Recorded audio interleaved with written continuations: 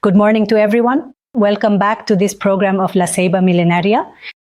Today we're going to address the relationship between science, the scientific method, and our way of understanding what we conceive of as nature today. As we mentioned in the discussions from a previous chapter, to fully grasp these complex topics we're analyzing, it is also critically important to take fundamental conceptual principles and theoretical frameworks into account to understand existence far beyond the material dimension. Because while we currently possess a vast wealth of ideas regarding tangible material matters and the intricate ways that physical mechanisms work, we lack significant resources to address deeply immaterial matters. At the very least, we do not have much to offer within the predominant institutions that govern our thought at this time, specifically the academic institutions that shape our current understanding. Scientific institutions or educational institutions in general, institutions that have educated my niece, who is now 17, or my 8-year-old daughter today. So, within this specific set of institutions that we are currently going through and that build our daily lives, there are many different elements to consider in order to truly understand this complex material matter. But what about this immaterial matter? Throughout this process of modernization of humanity and in the establishment of the coloniality of power, the search for universal truth has become a primary objective, a great banner of struggle.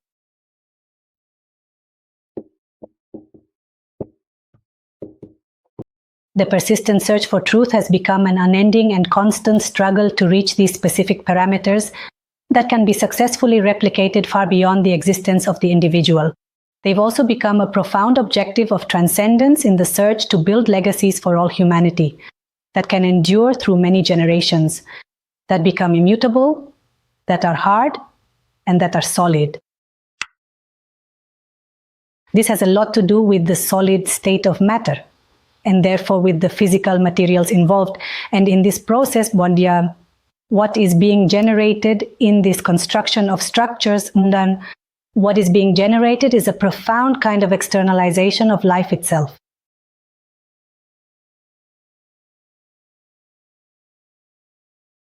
Why an externalization? Because what we're doing as humanity is building or seeking these ideas and building and designing this set of institutions and structures that surpass the human dimension, that surpass individual experience.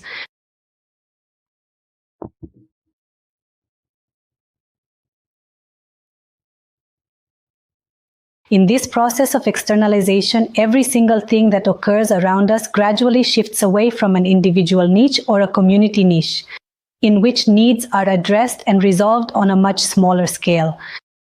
This happens, for example, in the urbanization process I mentioned in a previous chapter, in which those of us who come from or have backgrounds of rural origin migrate to the city. In the city, we gradually lose a vast body of knowledge related to the production of food from the land. And we find ourselves becoming more reliant on large industrial processes to meet our basic nutritional needs. So what is happening here? Here life is expanding. From what life could be, small or community-based, it enters into a larger circuit of existence. And the same thing happens with the educational issue. Because we must understand education in a broad context as a human institution that helps us understand certain parameters or to receive certain parameters necessary to subsist within a given context. It doesn't matter if that context is the rural context in which so-and-so learns to plant potatoes because they need that potato production, or if another so-and-so goes to Harvard because they need to learn a set of knowledge that will turn them into a great engineer who will work later at some famous company. The process seen from the outside is exactly the same. What is being learned is a set of ideas, of parameters to be able to subsist economically and satisfy their needs, whether they are real or invented. But the principle is exactly the same. So what happens here is that this complex collection of concepts and ideas that are learned in much smaller community spaces and that are highly practical and effective for that specific context, they gradually evolve and expand as the context broadens, as the human being moves into the much larger environment of the city. or goes to a big city after having a family originating, for example, in a country of the South, and then their life expands, reaching the United States or Europe. So in these migration processes, what we see is that life is expanding. So what happens here is a process of externalization. To help you understand this, I have found a very old and long-standing symbol, which is the spiral or the double spiral, as I was telling you just a moment before.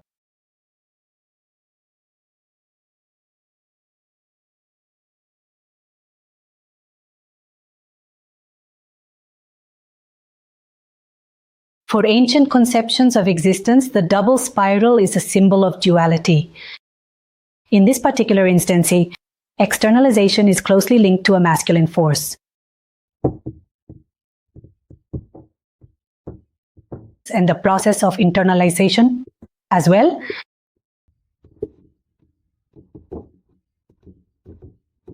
is linked to a sacred feminine force.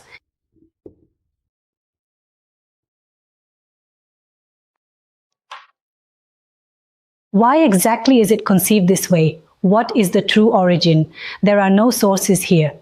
I don't have the scientist, Mr. Isaac Newton or Mr. Francis Bacon, who can tell us why this concept of existence is built because, I don't know, a set of elements were added that resulted in I don't know what and I don't know what.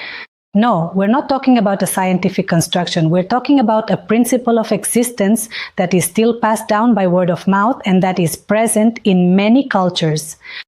It's not for nothing that it's present, for example, in pre-Columbian figures dating back more than 5,000 years, for example, from the Valdivia people, originating from what we know today as Manabi on the Ecuadorian coast. It is an element or a symbol that is present and that tells us everything that we are required to understand or everything that we can possibly understand. I would say everything when viewed through the lens of these two elements. Now, yes, this is quite a complex concept to grasp. This is complex to fully assimilate because it also fundamentally breaks away from a traditional positivist position in which we are also used to understanding only the material, the sources, the objective, and all those things that we have already seen before. And also because it places us in the field of the immaterial, where there are not necessarily invisible matters. There are no visible matters, but rather there are invisible elements, where there are alternative ways of relating that are much more liquid, if you will, in some way, not in the sense of liquid modernity, as it is often analyzed out there, but in the sense of the fluid and the ever-changing. And also fields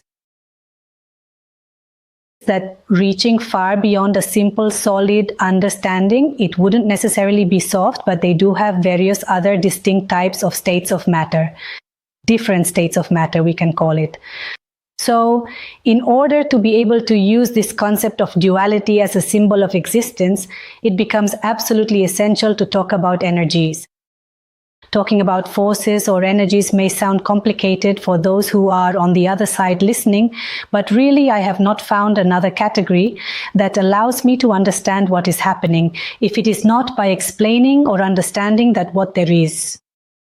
In everything that exists, there are two distinct types of forces that can expel us outwards, taking us far out of our circle, and also take us inwards in the entirely opposite direction.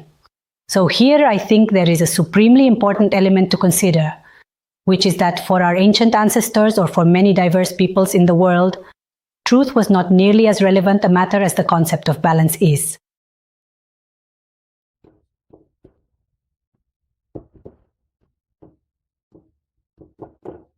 Maintaining a delicate balance between the inside and the outside, between the cold and the hot, serves as the fundamental foundation for overall well-being in many conceptions, particularly within the Andean ones in which we live.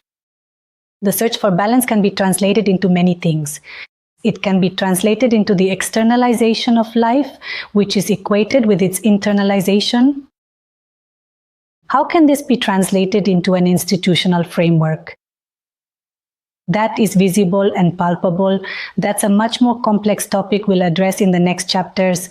But for now, suffice it to say, this is the framework of understanding we'll work within, because what we're talking about here is trying to understand our existence or the parameters of our existence as humanity. So we're taking knowledge from over 5,000 years ago to gain some insights that go beyond these issues of modernity that have reached their limit. The reason for this is that what we are currently witnessing is an increasingly exaggerated and complex process of externalizing life that is generating many of the crises we see today. One of the manifestations is the climate crisis.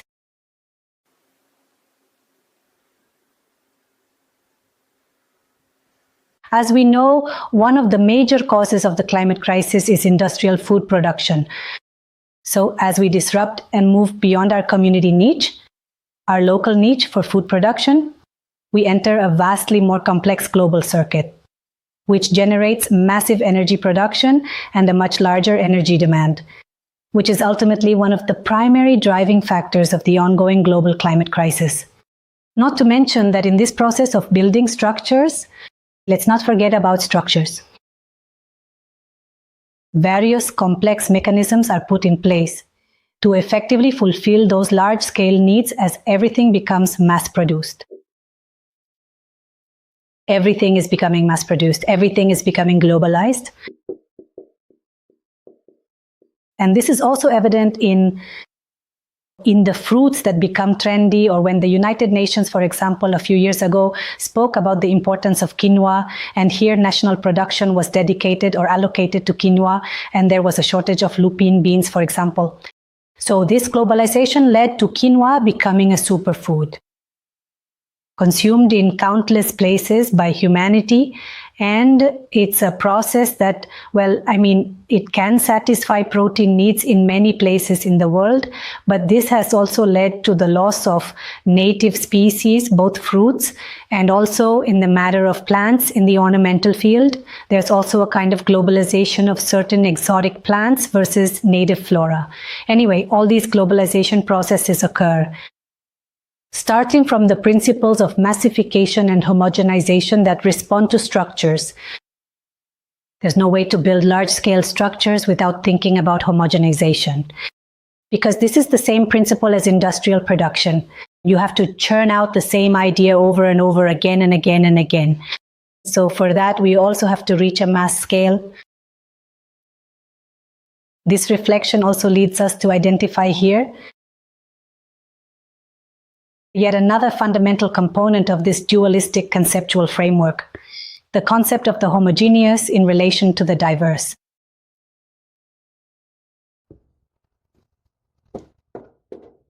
As I say, the only way to understand the application of this double spiral as a principle of, let's say, for human existence, is by understanding it as an energy or as a force. What do I mean by this? It is crucial for us to fully grasp and understand that all human beings are deeply influenced and intersected by these two types of forces. And as long as certain practices or certain parts of our body are being used in one of these orientations, we can begin to discuss and analyze their relationship from a gender perspective. It is important to keep in mind that here is the masculine part and here is the feminine part.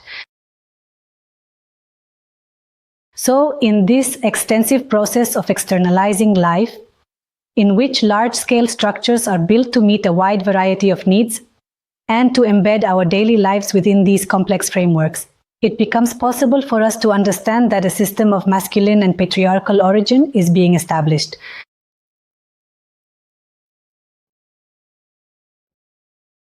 I want to be absolutely crystal clear on this. I'm not saying in any way at all, because I've seen many analyses like that and I personally don't like them, that reason is masculine.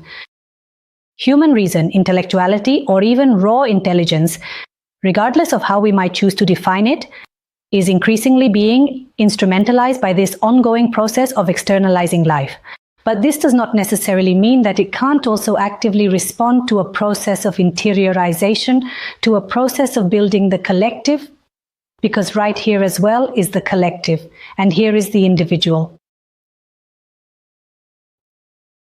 But it is simply the case that as a result of the establishment of this set of ideas we were talking about from Newton and all of those other thinkers, a system was configured that obviously responds to the needs of capital and those who in one way or another dominate the planet.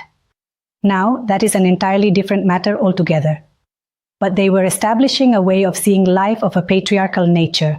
The patriarchal is understood in this context as the establishment of this system that responds to a process of externalizing life. But we must always keep in mind that what we have here is an energy flow that is driving the very essence of life, all our daily lives, our fundamental needs, and everything we experience, to circulate in this circuit that continuously flows toward the external world, to the detriment of the interior. Because for anyone in the highest echelons of the global capitalist system, it is simply not functional for people to cultivate and produce their own food supplies at home, because they will not enter the circuits of consumption, demand, and so on. There is a vast multitude of interconnected factors linked in that dynamic. Something else to understand in this balancing process, which I do think is very relevant, is the crucial importance of the individual within the system. If on the one hand, we have a continuous process of externalizing our human life here, where the self is considered to be supremely important, moving away from the ego, if you will, from this outward-facing facet that makes us seek to be cuter, more beautiful, more intellectual, more of anything else, and actively engage with all these capitals circulating in this power structure, what we have here is a self that is becoming individualized and is building solitude. We certainly possess the necessary income. We are established professionals, we are many things, but our community building efforts are unfortunately suffering. So here it is very important to understand the vital role each individual plays. But in a community context, it is fundamental.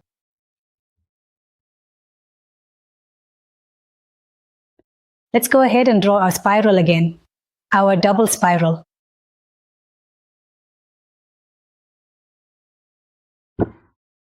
What happens to an individual's experience when we consider their internal sense of self on one hand and contrast that with their role inside a larger community context on the other?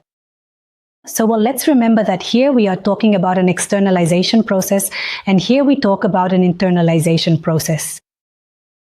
We can see this one as a distinct masculine force and this one as a gentle feminine force.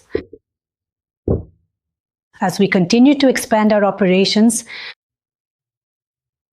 in the grand circuit of our human existence, as we prepare to leave this small community niche, migrating elsewhere, as our hometown, our lacta, as we say here in our local tongue, slowly loses its relevance to the world, we are inevitably breaking the deep bonds that have long defined us.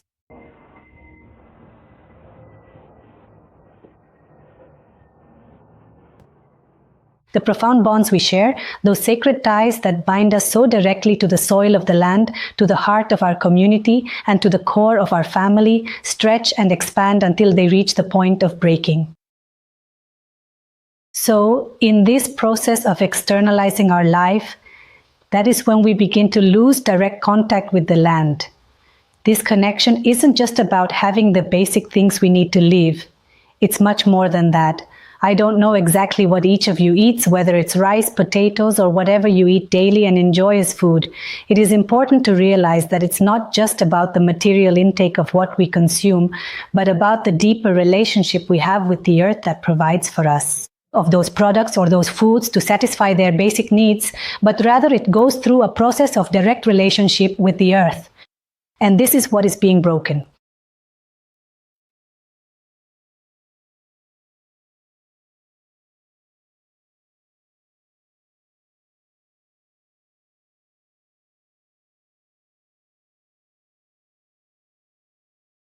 And this is what we have lost. This is the process of breaking with the whole. A profound rupture that has been gradually generated as we have remained restricted by those of us who are confined to this material relationship, to this external and superficial process with life itself. And it is precisely in this context when our proposal of La Ceiba Milenaria first comes into existence. As Ceiba, we are deeply interested in rescuing these ancient ways of understanding human existence from this unique perspective, which is a perspective of true sacredness. Why is it a sacred perspective? Because what we truly want to make known, and the core proposal we are putting forward, is to understand that every single human being requires much more than this purely physical and material dimension of existence, not necessarily to be happier or wiser or any other specific state of being, but simply to be more balanced in their lives.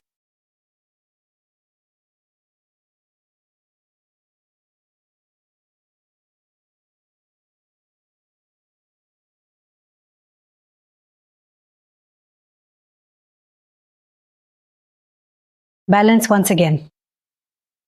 Balance is fundamental within these conceptions of existence, and also because we see that all this rupture is what is generating once again the climate crisis, loneliness. We are gradually losing community ties. We are losing our ability to directly observe and understand how the earth works. Because this also entails a systematic process of loss of traditional knowledge of all different kinds for food production, for medicinal healing purposes, of cultural diversity, even of plant diversity due to the massification of certain types of species over others that are not functional for large-scale industrial purposes. In short, this has a countless number of consequences that are generating this rupture of ties, of bonds, and well, it is leading to the loss of having a scenario, a planet where we can have a life in the future. For those of us who have children, this reflection is fundamental because we have to think about what planet we are going to leave to our children, what water our grandchildren will drink.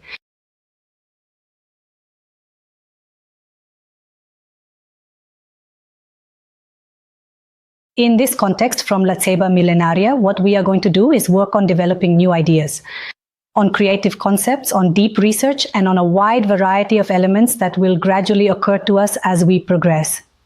Thinking specifically about reconnection, that is, the return to this force.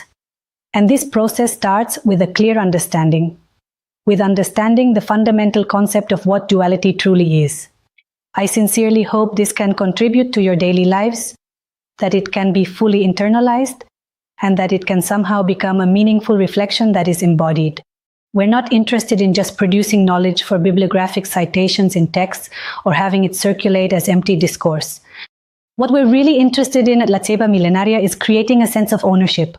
We want every little thing said, done, or produced here to become a part of your life, of your day-to-day. So thank you very much for your attention. I hope today's reflections have been helpful, and we look forward to seeing you in the next chapters. Thank you very much.